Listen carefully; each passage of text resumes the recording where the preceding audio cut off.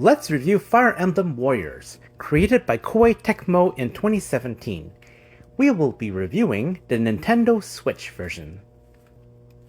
Since this game is a marriage of Fire Emblem and Dadozy Warriors, let's talk briefly about both. Fire Emblem is a strategy RPG franchise that has amazing characters, meaningful dialogue, a weapon triangle, random level up stats, and a permanent death for units. Dadozy Warriors is a hack-and-slash action game where you get to live your power fantasy of destroying dozens of soldiers with a single combo. The action takes place on a large battlefield where your army is clashing with another army, and you have to conquer commanders, bases, and outposts to give your army the advantage. Even though you are super powerful, you cannot be everywhere at once, so you must push where your help is strategically needed. Fire Emblem Warriors is more an action game than an RPG despite having the name Fire Emblem in it. In story mode, the most popular Fire Emblem characters from multiple games are pulled together into a world that's being invaded by monsters. In history mode, you get to relive some of the key moments in Fire Emblem history. The quality and depth of the story and dialogue are lacking in comparison to a true Fire Emblem game. There is almost no lore of the world, and very little is elaborated on. For example, nobody mentioned how they were pulled into another world. Did they wake up to find themselves in another world? We will never know. The story mode skips all of the character bonding typical in the Fire Emblem game and goes straight to the spoilers of each franchise. If you haven't played most of the Fire Emblem games, I highly recommend you play them first to avoid getting spoiled.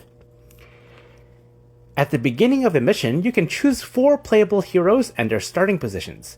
For the unchosen hero, you can control them indirectly by pausing the game and giving them commands there.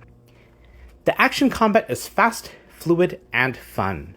Fire Emblem Warriors excels in showing hundreds of enemies and the feeling of a large-scale battle. The frame rate holds up surprisingly well considering all the battlefield simulation. The battlefield consists of large open rooms called forts. Defeat the fort captain and you will capture the fort. If the enemy defeats your fort captain, then it is recaptured by the enemy. There are outposts in the hallway that constantly spawn enemies. If you defeat the outpost captain, then it will spawn allies instead. The battlefield active minimap shows the fort locations, outposts, army concentration, and special targets that are color-coded based on affiliation. This game can be less about button mashing and more about paying attention to the conditions of the battlefield. Sometimes allies get in trouble, or conditions change that demand your attention. You can switch control to another hero by pressing up or down on the direction pad.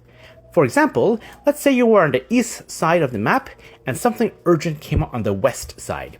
You could spend a few minutes walking your hero across the map, during which time the situation would have gotten much more dire.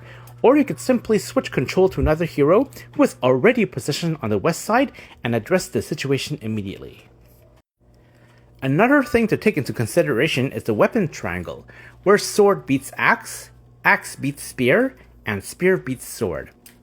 If you try to use the wrong weapon, the enemy will likely guard often, take less damage, and deal more damage to you. Some bosses regenerate health slowly, and if you use the wrong type of weapon, then the boss can regenerate faster than you can damage it. There are also other mechanics borrowed from Fire Emblem.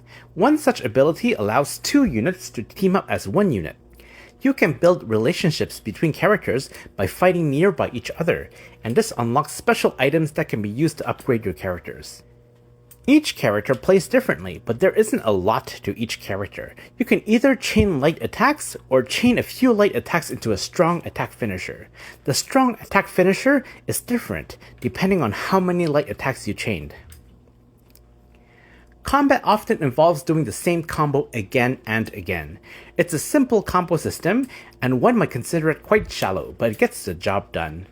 Once in a while, you may have to dodge an occasional attack. There are 2 meters that fill up as you fight.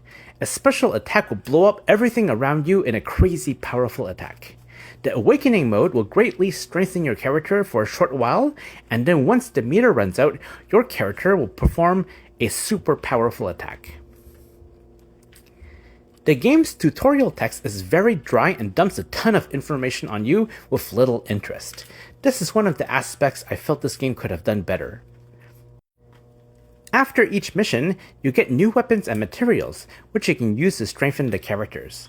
The progression system is fine, but I felt the menus are a bit clunky. For example, when I want to equip a new weapon, I have to go through a bunch of asymmetrical menus that doesn't seem to flow logically. Each character has their own skill tree to unlock upgrades, such as the ability to equip higher tier weapons.